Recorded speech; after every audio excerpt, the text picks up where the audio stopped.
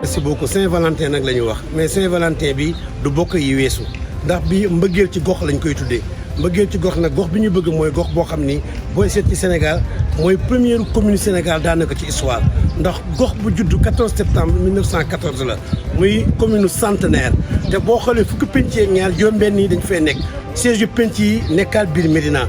ñu mag nag tëdd biir Médina parce que tey boo nee Blaise Diagne ñun la ma nga tëdd Médina nga ni Lamine Gueye ñu ne ma nga tëdd Médina tey boo nee kër Serigne Fall ñun la ma nga Médina nga ni kër Sidi Aboubacar nga kër Sidi Abdou Aziz ñun la ma nga Médina Médina boobu nag am 11 ASC ak ñaari zone te yaakaar naa ni daayira yu mag yëpp nekk fi sëriñ su mag yëpp jaar fi Médina googu la ñu wax moo tax avenue Blaise Diagne jaar fi parce que Ndakaaru nag boo ko waxee muy Médina fii la lépp sosoo ndaxte nag tey mënoo dem Palais wala nga dem plateau te jaaroo Médina ndax boo ko jaarul Corniche 6 ngay jaar rek wala nga jaar Blaise Diagne rek wala 22 wala nga ñëw ba centenaire wala nga ñëw autoroute kon foofooy Médina ñun Médina la ñu wax mooy sunu amour moom la ñu bëgg li Lamine Gueye doon wax j'aime le Sénégal jusqu'aux larmes la Médina dañ ko bëgg jusqu'aux larmes wasalaam.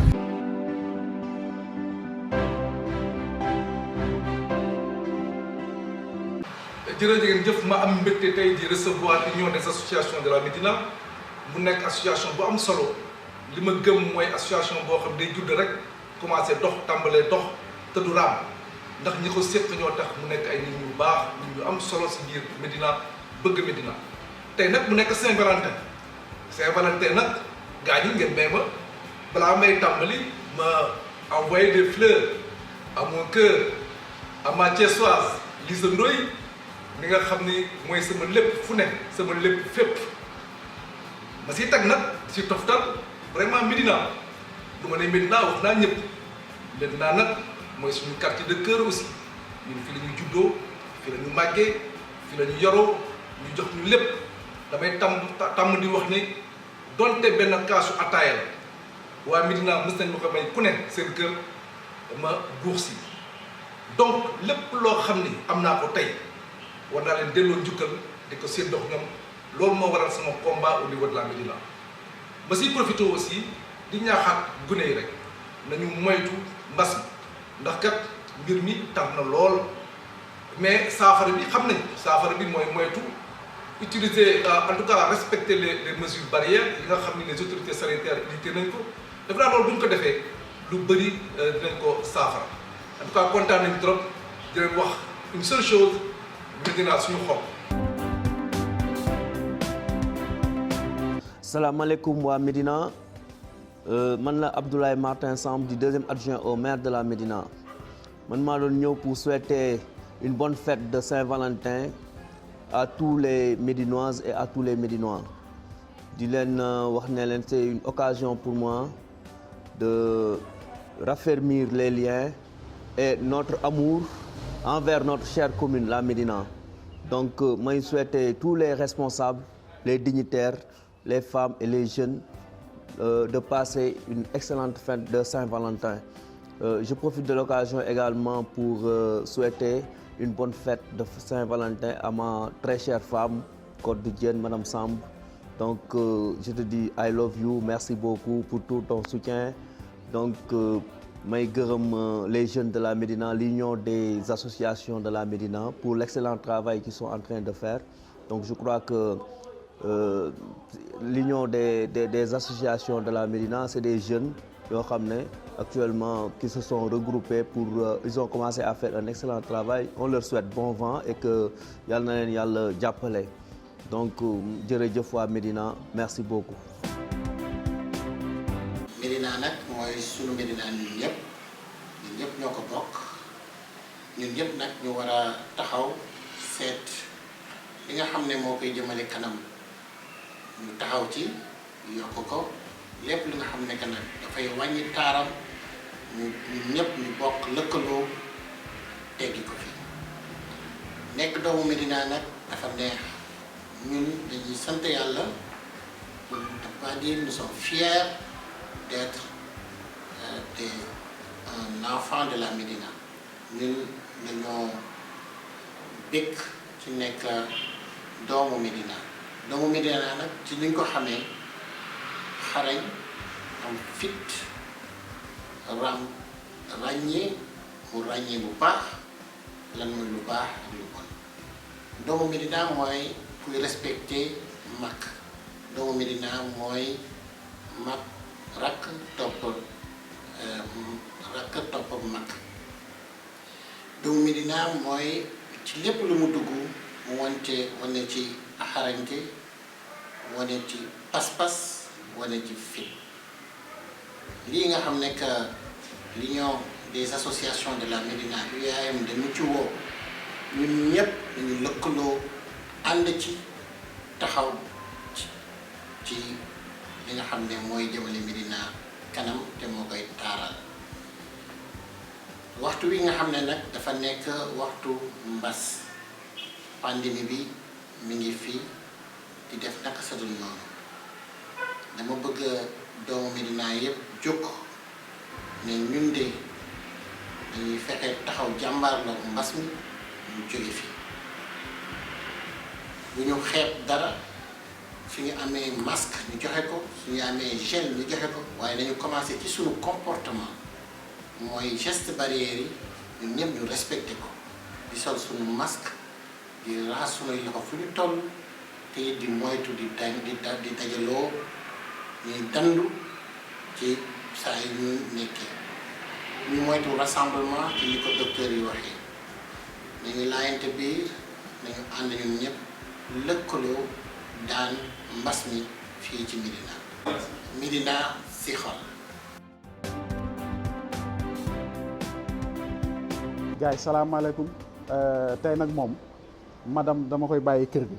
tey nag moom maa ngi Médina tey moom fi mu nekk nii Médina moo ma ñor donc maa ngi leen di gërëm di leen sant ci visite bi heureusement ngeen ñëw fekk ma fii sama kër yaay rue 19 donc maa ngi rafetlu aussi initiative bi donc di leen dolli encourager te xam ne vraiment yéen a ngi ci voie boo xam ne ni salutaire donc maa ngi leen di aussi gën a ñaax ci liggéey bi projet yi n'est-ce pas parce que quand même j'ai vu que depuis un certain temps les jeunes de la Médina donc am nañu ay initiatives yoo xam ne nii vraiment yu salutaire ah donc bii presque moom moo mujjee ñëw nekk UAM ñu koy rafetlu bu baax a baax donc man j'en ai eu des échos am na ñu ma ci waxtaanal donc gis naa ne vraiment donc c'est une belle initiative te man nii di wax ak yéen je m'engage lu ma ci mën dinaa ko ci def donc man ak suñu doyen yi nekk ci Médina bi yëpp donc di ñaan ñëpp aussi ñu ñëw jàpp ci voilà di ñëw jàpp ci encore une fois di sensibiliser aussi la jeunesse médinoise ci donc li nga xam mooy Covid bi donc ñu def tout pour respecter les gestes barrières di raxas loxo yi di takk masque yi voilà donc fi mu nekk nii nag defe naa ne maa ngi dolli aussi di leen ñaanal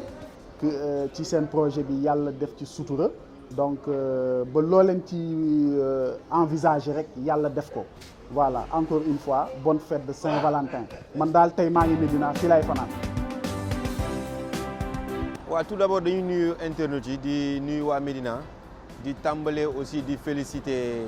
initiative bi nga xamante ne union des associations des jeunes de la Médina jël nañ ko à savoir en ce jour de 14 février qui est une date de fête internationale tey ñu tàmm di souhaiter à son prochain une bonne fête la fête des amoureux tey ñoom ñu ñëw tey changer concept bi pour ñu fësal suñu mbégte suñu bëggee suñu cofeel ci Médina donc je pense que loolu initiative bu baax la initiative bu rafet la di leen si encourager et aussi di leen wax ni en fait tey par rapport ak activité bi je pense que vous faites un retour yéen a ngi delloo si waat ay valeurs yi nga xamante ne commencé woon nañ ko perdre si 14 février donc je pense que boo leen ñëwee si activité bi lu rafet la beneen aspect bi mooy Médina wax ci Médina suñu cofeel ci Médina je pense que ñun Médina bu ñuy wax ci Médina suñu xol day tooy parce que Médina pratiquement moo ñu jox lépp tey jii bu ñu amee sañ-sañ wala am fi tey di wax ci Médina je pense que Médina moo ñu jox lépp lu ñu am jàngal ñu jox ñu cadre de vie bu sain tey jii nii jox ñu ay ndombal tànk man personnellement tey lépp li nga xamante ne tey taxawaay bi ma am ci Médina je pense que Médina moo ma ko dénk Médina moo ma ko jox donc je pense que damay mënuma lu dul delloo njukkal Médina donc je pense que par rapport ak Médina am na benn aspect transversalité boo xamante ne mënuñu ko ñàkk a wax parce que tey Médina boo jëlee pàcc-pàccal bu mu mënti doon mu ngi ci wàllum sport wàllum éducation wàllum culture wàllum Médina boo xoolee moo si jiitu. waaye yaakaar naa ne mënuñu terminer nos propos sans pour autant sensibiliser waat population bi sensibiliser ndaw ñi si li nga xam ne moo di Covid bi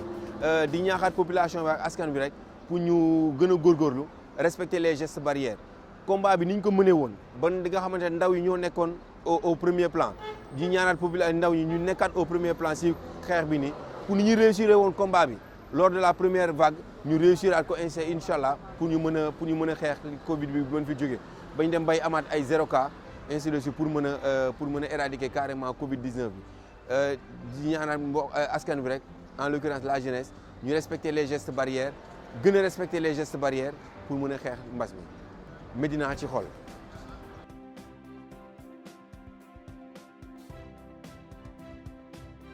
asalaamaaleykum man la Jean Bokandé président Saner Gibraltar maa ngi leen di nuyu yéen ñëpp ku nekk si tur ak sa sant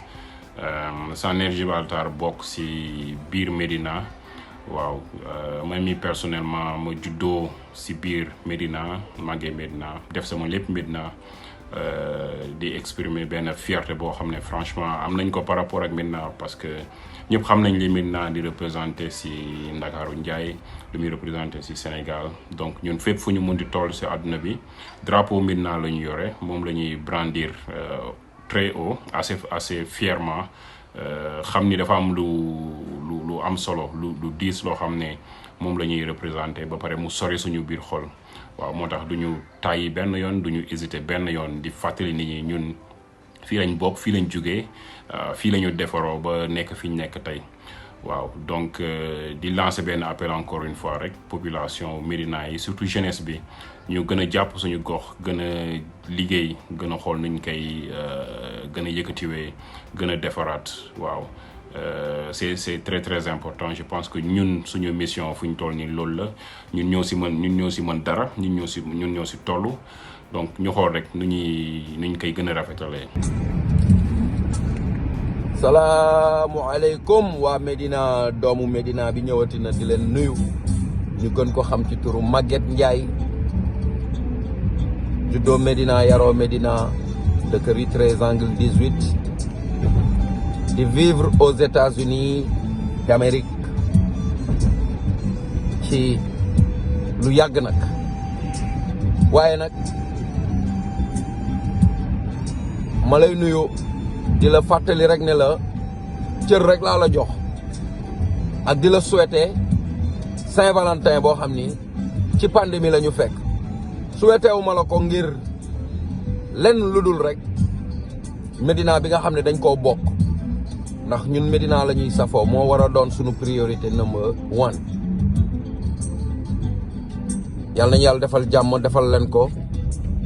jëlal ñu fi feebar bi nga xam ne dafa ànd ak ay mesures barrières ñu respecté ko nag mes frères et sœurs raxas loxo yi du dëgg di takk masque yi daf ciy baax donc loolu bu ñu ko defee rek dinañu mën a xeex li nga xam ne mooy loraange bi dal ci sunu kaw partout dans le monde waaw loolu daal bëggoon naa ñu bàyyi ci xel rek seen xarit seen frère seen mag seen jarbaat seen rak seen doom seen sët Maguette Ndiaye depuis les États-Unis à Saint-Louis Missouri plus particulièrement à Missouri maa leen ko doon souhaité yàlla nañu yàlla defal jàmm defal leen ko asalaamaaleykum wa rahmatullah Médina daal ñoo ko moom te Médina mooy sama xol mooy sama priorité numéro 1 sama xol laa ko def am déet yaa ngeen jëf. salaam la famille Bouks Sen Kumpa di feddaliwaat suñu kóllëre ci Médina di wane suñu cofeel ñun moom am nañ suñu Valentine ba pare c'est la Médina waa juste la famille pour vous dire que on est derrière l'association UAM pour wane suñu cofeel ak suñu mbëggeel di feddaliwaat suñu kóllëre bu baax a baax ci Médina ndax juddoo Médina rek loolu rek carte d'identité la waaw loolu rek passeport la pour fépp fu ñu jëm ci àdduna bi alors xam leen ne daal ñoo ngi seen ginnaaw ñoo ngi leen di bàyyi xel ñoo ngi pousse fu ñu mënti nekk. I love Medina, you from Medina, I'm from Medina. Donc dama doon wax ci mbirum Médina c'est-à-dire que ñun booy xool ay pur produit de la Médina lañu fii la ñu juddoo màggee fi donc lépp luy soxal Médina wala lu koy jëmal kanam comme ay doomu Médina lañ war nañ ci jóg dox ci suñu kéem kattan que lépp luñ ci mën def ñu def ko parce que Médina moo ñu jox yëpp fii la ñu juddoo màggee fi yeroo fi tekkee fi mais nag lépp lu ñu am rek fas yéeneñ ko boole bokk ak waa Médina yëpp incha allah. maa ngi profité di sensibiliser jeunes Médina yi pour ñu gën a respecter gestes barrières yi ndax ñi ngi ci deuxième vague te le virus est devenu beaucoup plus virulent donc nit ñi nañu respecter li ñu leen di wax gestes barrières yi di raxasu di takk seen masque surtout parce que c'est très important et que y a eu beaucoup de décès mais mun nañ éviter loolu ci kaw ñu respecter digle yi ñu teg Médina nag Médina dans le cœur waaw parce que ñun ñëpp ay doomu Médina la. asalaamaaleykum Médina salaamaaleykum Sénégal maa ngi leen di nuyu bu baax a baax man nag maa ngi tudd Alioune Badara Diaw ñu gën maa xam ci Diaw Ketchup maa ngi juddoo Médina yaroo fi màggee fi donc mooy féetalewaat sama kóllëre bu baax a baax ci waa Médina parce que wolof dafa ne bu lëg lekkee olof na ko gërëmee coy donc ñun lépp lu nu am fépp fu nu mënti dem Médina li ñuy tiitaru moom la ñuy safoo nous sommes des ambassadeurs de la Médina donc ñu ngi ñaaxaat jeunesse bi fi nekk davantage ñu respecter mesures barrières yi di toog seen kër di takk masque moytu dajaloo yi surtout waa UAM nag association bi ñu ngi seen ginnaaw si bépp projet boo xamante ni ñu ngi leen di appuyer ndax ñun lépp loo xamante ni day jëmal Médina kanam ñoo ngi si Médina si suñu xol. salaamaaleykum sama gars yi maa ngi siyaar man la Louis Adams meneur arrière AS Douanes bu équipe nationale bu Sénégal tamit bëggoon leen souhaiter tey spécial day bi mooy Saint-Valentin képp ku ko dégg rek ay affaire de mbëggeel la siy xalaat mais tey suñu mbëggeel dañ koy delloo si suñu commune bii fi nga xam ne lépp lu ñu am moom la muy Médina commune de Médina c'est vrai que Sané Gibraltar laa dëkk mais Sané Gibraltar si commune bi la bokk Médina kon bokk Médina suñu xol Médina ñu ay boy Médina lañ Médina ca kaw ca kanam ca kaw a kaw ca kanam ak kanam. asalaamaaleykum mbokk waa Médina di leen wax ne di leen nuyu di leen sargal di leen gërëm di leen wax ne nag ñu ngi waajal bésu Saint-Valentin di pare Saint-Valentin pare wuñ ko nag ak kenn pare wuñ ko ak suñu gel pare wuñ ko ak suñu jabar pare wuñ ko ak kan mais dañ koy pare ki nga xam ne moom lañ gën a bëgg suñu àdduna muy suñu lépp di Médina ñun Médina lañ am Médina mooy suñu jabar Médina mooy suñu gel mooy suñu lépp moo tax ñun bésu Saint-Valentin duñu delloo kenn njukkal ku dul Médina suñu mbëggeel si Médina ñun balaa ñu koy xam rek ñu génn Médina dem fanaani feneen ci la ñuy xam suñu mbëggeel si Médina waaw di leen wax nag jeune Médina yi ngeen xaar IAM mi ngi ñëw di association bu am doole pour jeunes yi la pour waa Médina la pour ñëpp la waaw. Je m'appelle Papa Demba Soumaré, je suis coordonnateur du mouvement Jeune Leader de la Médina JLM. Tey maa fi ñëwoon di féddale sama kóllëre si la Médina sur la Saint-Valentin parce que ñun dañu ne la Saint-Valentin c'est la fête des amoureux mais ñun tey suñu amour ak suñu cofeel ñu ngi koy féddali la Médina xam ni Médina moo ñu yar Médina moo tax ñu yeewu Médina moo tax ñu yeetewaay moo tax nag tey suñu en ce 14 février nous déclarons notre flamme à la Médina Médina ci biir xol Médina mooy suñu lépp Médina jusqu'aux larmes comme l'a dit notre maire Bamba Fall. Médina, mon quartier, I love you. Je te porte dans mon cœur. Tu es dans mon ADN. waa macha allah fa tubaarikàlla mooy ni ñu leen ko waxee rek di ci ànd ak nag association bu mag bi ñooy ñan waa UAM bi xew ci jamono fa tubaarikàlla jiitu na leen sànni caravas daan leen jël bu kenn dootul miin association bii daal yal na ko yàlla lafal cat ndimbal jaboot man laa ko tuddee baax na fi am na solo sa Dieu vous bénisse sa Dieu vous protège tabarkàlla fii laa ko def sama biir xol Médina ci xol kenn du yéen laf cat waa Médina ci xol